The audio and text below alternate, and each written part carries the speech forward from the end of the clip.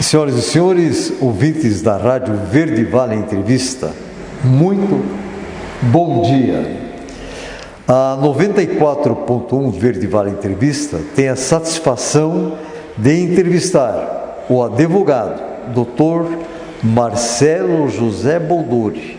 Ele que é professor universitário e assessor jurídico de diversas instituições em nossas cidades e região. E também é chanceler do Círculo Monárquico de Porto da Vitória. Afinal, vamos conversar da transição do Império para a República. Meu caro ex-aluno, falo com orgulho, ex-aluno, Dr. Boldori, assim irei chamá-lo. Muito bom dia e seja muito bem-vindo à Verde Vale Entrevista. Prazer em recebê-lo. Bom dia, professora Luísa Vichuk, bom dia aos ouvintes da Verde Vale FM. É uma satisfação muito grande estar aqui com o senhor, estar aqui novamente nessa emissora, né? Eu que fui seu aluno e sinto-me sempre honrado em estar com o senhor. Após a rasgação de seda, vamos ao assunto então. Muito obrigado. Estamos em pleno mês de novembro, 15 de novembro, é um feriado nacional, porque teve início exatamente da República do Brasil. Mas sabemos que o senhor é chanceler do Círculo Monárquico de Porto da Vitória. Vamos bater um papo no sentido de levar os nossos ouvintes, telespectadores, a uma reflexão, para que se possa fazer uma analogia do Império e da República, enfim. Cada um vai julgar à sua maneira e conforme o seu entendimento e preparo. Nós não temos que impor, apenas dar ferramentas para que o nosso público possa parar, pensar, agir, voltar a refletir e entrar em ação. Meu caro doutor Marcelo, vamos ver o que é República. Vou começar por aí. Então, professor, isso que o senhor mencionou é muito importante, essa questão de não impor, né, um ponto de vista. E eu tenho uma visão particular no sentido de que quando os jornais começaram a comentar as notícias e explicar as notícias como se nós brasileiros não tivéssemos condições de entender, né, o que eles estão passando, começou a ficar uma situação um pouco mais delicada, né? Nós estamos cada vez mais tendo que engolir coisas que nos são impostas. Então, a ideia, como o senhor disse, é trazer a informação para que cada um busque a reflexão, busque as informações. Hoje é muito fácil, né? A internet ela propõe, ela permite, né, uma busca de conhecimento em diversas instituições nacionais, internacionais, a busca de documentos em bibliotecas, livros das mais diversas qualidades. Então hoje é importante, e a ideia dessa conversa aqui é justamente lançar algumas interrogações, não para que as pessoas acreditem, né, no que nós estamos falando, né, embora o que nós venhamos a falar seja verdade, mas que elas busquem, que levante esse senso de conhecimento, essa busca da verdade, para que a gente pare de aceitar as coisas como elas nos são impostas. Então, o que é a República? A República é uma forma de governo, né? Quando nós falamos em governo, existe a forma e o sistema. A forma de governo, ela pode ser república, monarquia ou teocracia. A república é, teoricamente, o governo do povo, né? Res, coisa pública, do povo, né? Essa é a origem do termo república. Quando nós falamos em monarquia, aí nós temos um monarca, que pode ser um rei ou pode ser um imperador, né? Um rei, geralmente a definição, embora isso não seja absoluto, o rei, ele governa um reino que é uma unidade territorial menor. Um império, como era o Império do Brasil, pela sua extensão territorial, é denominado império. E aí nós temos a teocracia, que seriam os estados governados, né, Theos, Deus, né, o governo de Deus, o representante de Deus, que seria o governante, por leis divinas. Hoje nós temos um dos grandes exemplos no Vaticano, tem características de teocracia. A civilização por excelência foi a civilização egípcia, né, que era um governo teocrático, né, era ligado porque o faraó era o representante de Deus aqui na Terra. Então essas são as formas de governo: república, monarquia e teocracia. Quanto a sistemas de governo, nós vamos ter o presidencialismo, parlamentarismo e o semipresidencialismo. No Brasil, todos sabemos, né, vivemos o sistema presidencialista. Aí tem o presidente sendo chefe de Estado e chefe de governo, né, unificando essas duas posições. Num parlamentarismo, aí você vai ter o chefe de Estado diferente do chefe de governo, o chefe de governo de gabinete. E aí o semipresidencialismo vai ser praticamente um misto dos dois, que era o que se discutia aí há algum tempo, a possibilidade de implantar no Brasil o semipresidencialismo. O senhor colocou de uma maneira bastante transparente os noticiários que, por muitas vezes, são colocados, né, de cima para baixo, ou, enfim, né, fazendo com que o público venha a engolir, né, uma situação. Mas através dessas pseudas notícias, às vezes, ou informações, não está, será que por trás, atendendo uma ideologia de grupo de pessoas, de algumas oligarquias, ou de poderosos que querem realmente transformar a sociedade, não visando o bem comum, mas sim de ordem bem particular, no sentido de ter mais poder. Eu sempre digo o seguinte: o homem é um ser maravilhoso, mas quando ele está preocupado com o poder de ordem política, social e espiritual, ele se transforma no animal mais terrível da face da terra. E tudo é temporário, tudo é passageiro. O que o senhor tem a dizer em relação àqueles que escutam as notícias ou são realmente colocados contra a parede com ideologias que não é realidade, mas há interesse de grupos ou oligarquias? A generalização ela é perigosa, né? Nem todos os comentários, nem todos as formas com que as informações são interpretadas refletem a imposição de ideologias. Claro que muitas vezes mas às vezes pode ser até uma opinião pessoal, mas eu entendo, né, não é o tema aqui, mas eu entendo que devam ser sempre tomadas com cautelas, né, as informações, sejam elas quais forem. E hoje, como eu disse, é muito fácil nós buscarmos outras fontes de informações, nós verificarmos se aquelas informações que nos foram passadas, se elas são verídicas ou não, buscar a fonte delas. Hoje você tem muita coisa, inclusive portal de transparência, né? Se você tiver um pouquinho de paciência, você pega o jeito para buscar essas informações. E isso é importante para que a gente acabe não caindo em ciladas. E quando nós vemos, né, histórias, principalmente com relação à República, nós vemos que muitas notícias e muitas informações, elas foram manipuladas posteriormente. E hoje, com esse acesso às informações, você consegue buscar documentos, você consegue buscar pessoas, entrevistas, reportagens, você consegue buscar diversas fontes, inclusive fontes primárias, né? O senhor que é historiador sabe disso, você buscar direto na fonte, nos documentos, determinadas pessoas, né? Isso é importantíssimo, hoje é possível fazer isso. Meu caro professor, acho que não sei se eu mencionei, o senhor é professor universitário, né? E fui seu aluno.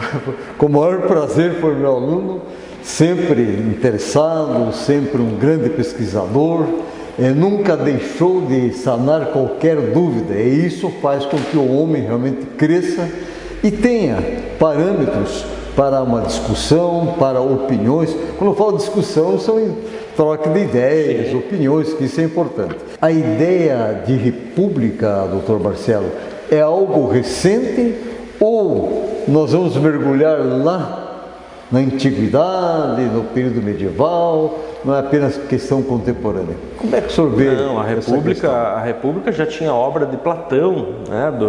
Cerca de 2.400 anos nós tínhamos já Platão falando da República, né? O que seria a República?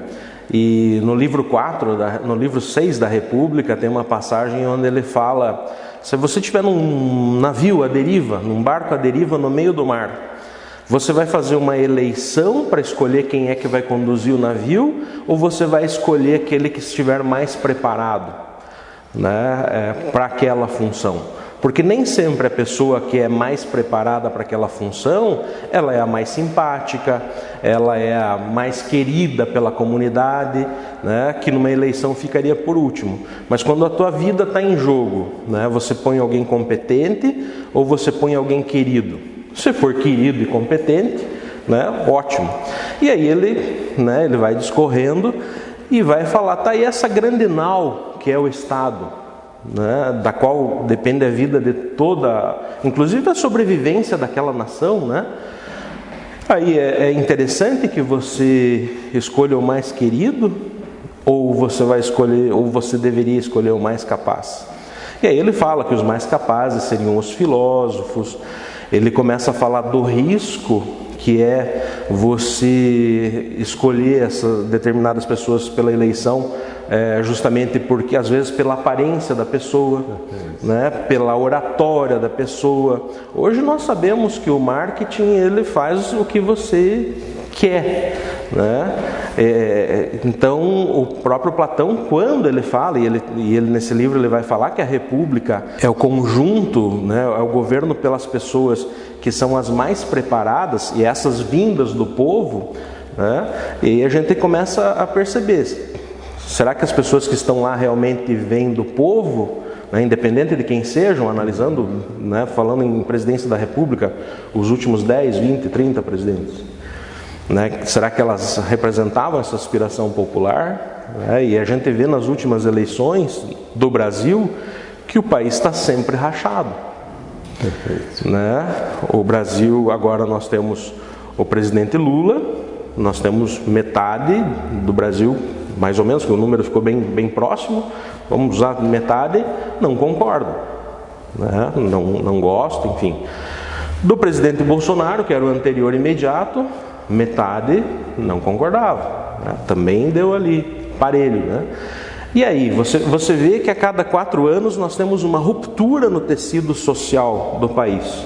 E como é que você vai continuar, vai ter uma continuidade que vai permitir o progresso, né? Então existem estudos americanos com relação a isso, essa fragilidade que gera essa alternância de poder, né?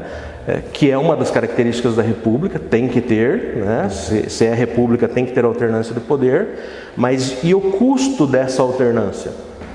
Né? Daqui 3 anos temos eleição para presidente de novo, vai ser outra guerra, pelo que está se desenhando. Começa o ano que vem já dos municípios? Sim, né? ano que vem para prefeito, mas é mais tranquilo. Agora, mais regional, daqui 3 anos nós vamos ter uma ruptura gigante novamente. Mas é interessante que o que o senhor colocou é perfeito. Eu não acredito na construção e desenvolvimento de um país sem a continuidade das ideias, né? Sem interrompido fragmento, quem sofre é o povo. Mas eles fecham com uma palavra que nos chama a atenção. Democracia é assim mesmo, né? Quer dizer, por muitas vezes se utiliza a palavra democracia para justificar coisas absurdas, né? Então, a não continuidade. Meu caro doutor Marcelo, eu sei que se nós fôssemos conversar mais sobre isso, o senhor iria jorrar mais conhecimento. É bacana quando a pessoa está preparada, que sempre sai conteúdos maravilhosos para a reflexão. É o que o senhor está fazendo exatamente com o nosso público, e isso é bom, nós temos que oportunizar, né? Está previsto, né, no sentido de nós ser um instrumento de transformação, levando as pessoas a uma reflexão. O senhor colocou com muita precisão. Sei que se nós fôssemos trabalhar mais a questão republicana, teríamos assim, muito mais assim, assunto mesmo para trazer à tona, e de grande interesse, com grande sabedoria pelos seus estudos e suas pesquisas. Mas vamos entender um pouquinho. Estava ruim o Império? O que está acontecendo que o Brasil passa a ser republicano? Alguma questão de ordem e compatibilidade com os grandes fazendeiros devido à abolição da escravatura? O Brasil, depois da Guerra do Paraguai, percebeu que o exército tinha uma força e os militares, através da filosofia de Augusto Comte, o positivismo, aonde era colocado na escola militar através de Benjamin Constant, fortaleceu aos novos oficiais a ter uma ideia republicana. E também, por outro lado, não vou dizer que, mas a incompatibilidade entre o Império e a Igreja. Não sei se isso fez com que acelerasse o processo. O senhor pode ficar bem à vontade para falar sobre a questão do Império, porque uma pessoa se manter no poder quase meio século tem que estar bem preparado. Sem aumentar o próprio salário, né? 40 anos sem aumentar o próprio salário. Foi então, Dom Pedro II. Então é diferente em relação a algo que a gente escuta. E quanto que eu vou ganhar? E o meu como é que fica, né? Inclusive, bom, já vamos falar disso, né? Mas Dom Pedro I, quando deixa o Brasil e deixa aqui Dom Pedro II, seu sucessor, ele disse aos amigos que ele, Dom Pedro I, seria o último dos Orleans e Bragança mal educado, né? No sentido de que ele permitiu, ele exigiu uma das melhores educações a Dom Pedro II, né? Então, termos filosóficos, históricos, uma pessoa extremamente preparada, um homem das ciências, né? Tinha Rafael, que era um ex-escravo alforreado, que era o tutor, né, de Dom Pedro II. E 40 anos sem aumentar o próprio salário, mantendo uma inflação baixíssima, foi uma das pessoas que mais se relacionou em termos científicos, né? Questão de vacina, surgiu uma doença, ele ia para a Europa discutir com os cientistas da época quais eram as medidas que deveriam ser tomadas no Brasil para erradicar determinada doença. Enfim, telefone, ele teve participação fundamental, né, numa feira na Filadélfia. Foi ele que descobriu o Graham Bell lá no final da fila e que chamou ele para frente e disse: olha, esse rapaz tem uma invenção maravilhosa. Inclusive hoje tem a voz de Dom Pedro II gravada, né, com relação àquele evento. Então, né, extremamente bem preparado, a aprovação popular dele muito alta, né? Uma pessoa extremamente simples, uma pessoa que não admitia censura, né? Ele dizia, ele não tinha lei de censura no Império, ele dizia que imprensa se combate com imprensa. Uma das primeiras coisas que foram feitas na República foi lei de censura. Isso é completamente incompatível, né, com a ideia de república, o pensamento republicano. Por quê? Porque a República Brasileira ela é ilegítima, ela não teve aprovação e apoio popular, não tem apoio popular. Nós tivemos centenas de brasileiros mortos nos anos subsequentes por serem monarquistas. Marechal Floriano foi um exemplo, né? Era o Marechal de Ferro, que muitos chamam de Marechal sanguinário, né? A quantidade de pessoas que ele matou, degolou por serem contrários a ele, porque ele teria dado um golpe constitucional, né? E já vamos chegar nisso. Por que ele teria dado um golpe constitucional? Ele era o vice, né, do Marechal Deodoro, né? E aí o Marechal Deodoro renunciou. A Constituição dizia que o vice só assumiria em caso de impedimento ou morte, não em caso de renúncia. Em caso de renúncia, deveriam ser convocadas eleições. Novas eleições. E ele não convocou e assumiu o poder à força. E aí gerou revoltas no país inteiro. E ele suprimiu essas revoltas à custa de sangue brasileiro. Então você tinha o quê? Um imperador querido pelo povo, mas nós tínhamos na época o quê? O surgimento de uma classe econômica, né, que estava emergindo e gostariam de participar do poder.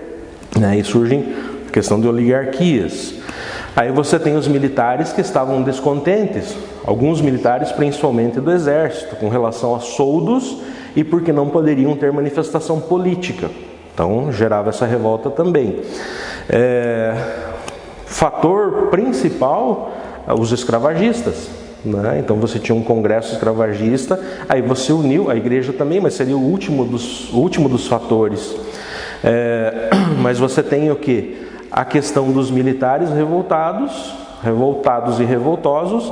Você tinha a questão de uma classe que surgia, que emergia economicamente, queria uma fatia de poder, e você tinha toda a questão ali, a gota d'água foi a questão da abolição, que prejudicou financeiramente centenas de fazendeiros com alto poder aquisitivo.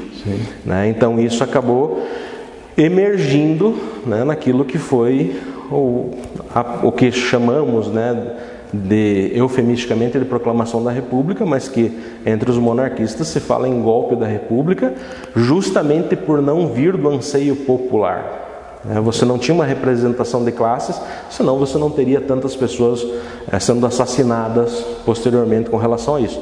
E isso não se comenta, né? Você tem que buscar essas informações. Você vê quando foi deposto, então, o primeiro-ministro, né, Visconde de Ouro Preto, e Deodoro, amigo do imperador, mas amigo, e doente como estava. Ele foi lá, cumpriu, porque aí houve um jogo de interesse, disputa de ordem particular em relação a uma pessoa.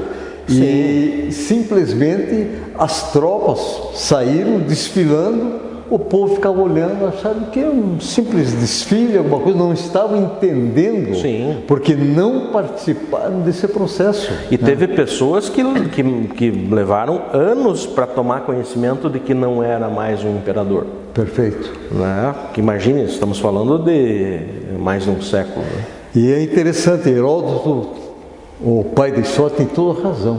A história ela é cíclica e os fatos se repetem. Nessa questão ali que o professor falou, nós tivemos um episódio, o Marechal estava realmente doente, o Marechal Deodoro, tanto que ele vai para esse evento de coxa e daí colocam ele em cima de um cavalo, para não dizer que chegou de coxa por estar doente. Então nos últimos metros ele chega a cavalo. E a ideia que passaram para ele, que era para depor o chefe do gabinete de ministros, né? O Visconde de Ouro Preto. Tranquilo, vai lá, depõe. Aí acharam que não era suficiente, mas como o professor disse, ele era amigo pessoal do imperador, né? Aí falaram para ele o seguinte: mas você sabe quem que o imperador vai nomear como chefe de gabinete, chefe do gabinete de ministros? Silveira Martins. E Silveira Martins tinha uma inimizade com o Marechal, porque eles disputaram o amor da Baronesa do Triunfo, uma viúva gaúcha, e Silveira Martins conquistou, né, a baronesa, e o Marechal acaba perdendo. E quando falam, e isso era mentira, não era verdade, mas falam para ele que Dom Pedro nomearia então Silveira Martins, e aí ele dá o canetaço, digamos assim, e está proclamada a República. Aí prendem a família imperial. Teve um político que era inclusive avô de um ex-presidente, que sugeriu que fizessem com a família imperial brasileira o que fizeram lá na Rússia, que era matar todos, né, mas não concordaram e mandaram eles exilados. E aí foi oferecido para eles 4,5 toneladas de ouro para ele ir embora e viver bem na Europa. E aí ele diz: com que autoridade vocês estão me dando um ouro que é do governo? Isso aqui não é teu, pessoal, para você dar. Eu não aceito, devolvo para o cofre do governo. Então veja a demonstração de austeridade, um homem de caráter. De caráter. Pois é. São detalhes, é por isso que a história é belíssima. E é bom a gente não trazer aquela fantasia, né? Uma história bem bonita, de repente as pessoas nem imaginam. Então, nós temos que realmente mergulharmos e ver esses detalhes que é de relevância. E o jogo de interesse, em uma guerra, na disputa de um poder, o que prevalece é a mentira. Mais do que nunca se utiliza realmente o jogo da mentira. Sim, é uma arma poderosíssima. Poderosa. E daí? Até desmentir, as coisas já aconteceram. Já aconteceram. O senhor, como chanceler do Círculo Monárquico de Portão da Vitória, poderia nos falar exatamente o que é, o que representa? De repente, não, ele é a favor da monarquia, ele está para trazer o império de volta, coisa parecida, né? Nós, o senhor é um estudioso e simpático a coisas de valor. Se você olha, observa um pouquinho os valores éticos, sociais, morais, cívicos e espirituais, você encontra, assim, de uma forma bem transparente, né, na monarquia. O Círculo Monárquico nada mais é do que um grupo de estudos de pessoas que têm simpatia pela monarquia, né? Que vão estudar esses temas, esses documentos, né? Nós temos hoje, tem no Brasil a Casa Imperial, né? Então, quando você tem o governo monárquico, né, você vai ter o governo implementado, né? Você vai ter o imperador, você vai ter o rei. Quando você não tem, você vai ter o quê? A tradição. Então você mantém a tradição. Quem é o chefe da Casa Imperial do Brasil hoje? Dom Bertrand de Orleans e Bragança. Então, quem é ele? Ele seria o imperador de fato, né, se o império tivesse se mantido. Então, ele é o descendente da princesa Isabel, de Dom Pedro, enfim. Uma pessoa com um conhecimento relevantíssimo, estudioso ao extremo, conhecedor de política internacional. Então, e o Círculo acaba tendo ligação com essas pessoas, né? Estive com ele algumas vezes, fui até a casa também, né? E você percebe o quanto são preparados. Alguns jantares na casa dele, né, sim, professor? Sim. Concerto de Natal da família imperial. Então, tem algumas coisas bem bacanas, né? Você vê assim a tradição sendo mantida. E sem contar que a nossa Casa Imperial, né, o nosso, como ele é tratado, imperador de direito, porque ele por direito seria um imperador, mas não é um imperador de fato, porque a monarquia não está vigente. A nossa família imperial, ela tem ligação com as famílias imperiais mais tradicionais da Europa, né? Então é bem... Eu assisti algumas entrevistas com ele e para tudo ele tinha uma resposta e com solução. Então, sabe, levantar o problema é uma coisa, agora você encontrar a solução para aquele problema é outra história. E eu digo o seguinte, fazendo esses estudos, e nem vou falar de Dom Bertrand, né, nem vou falar de Dom Pedro II, mas se nós pegarmos Platão, você vai ver que a base do problema está na corrupção. Então, se você tiver homens fortes, homens de caráter, homens que não se corrompam, né, e de repente essa corrupção ela não precisa ser por dinheiro, ela pode ser por poder, por vaidade, né? Então, se você conseguir, né, se fosse possível você ter um preparo filosófico, um preparo religioso, para você nortear as pessoas em termos de moral e caráter, você não vai ter problema com a coisa pública. Caro doutor Boldori, em nome de toda a nossa equipe da Verde Vale Entrevista, queremos agradecer imensamente sua presença.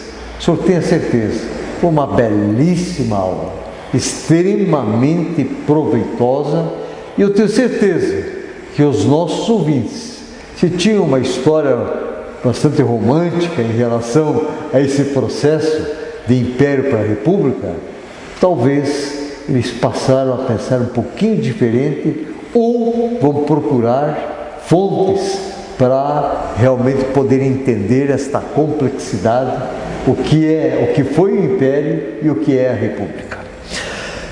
Muito obrigado pela sua presença e precisamos que o senhor deixe uma mensagem. Vamos estudar, isso é importante, o estudo, né, como o professor falou, não acreditar em tudo que nos é passado, né, buscar a informação e aquilo que nos importa, estudar, né, buscar a fonte, verificar se aquilo realmente é verdade. Senhoras e senhores, Verde Vale Entrevista retorna domingo que vem, às 6h30, aqui na Verde Vale. Mas hoje é domingo, é dia do Senhor, dia de agradecermos pela vida. Portanto, vamos ficar com Ele, Deus, a essência da nossa existência. Até a próxima.